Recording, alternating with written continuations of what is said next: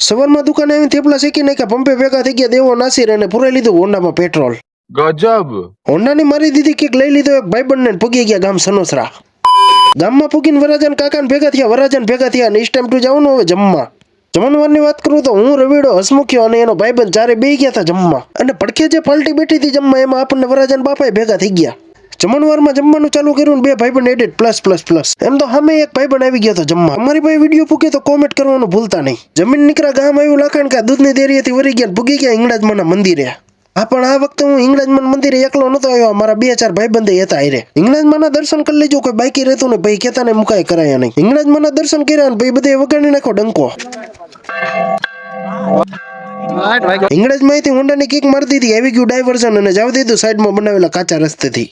બપોરે ચોટીલા પૂગી ગયા, રવિડાને કહી દીધા રામ રામ અને હાંજે આવી ગયા શેઠના દીકરાનો દીકરો વ્યાન. అయితే ઘર બાજુ જતો હતા, મસ્ત મજાની લાઈટો ચાલુ થઈ ગઈ, લગભગ 26મી જાન્યુઆરી આવે એટલે.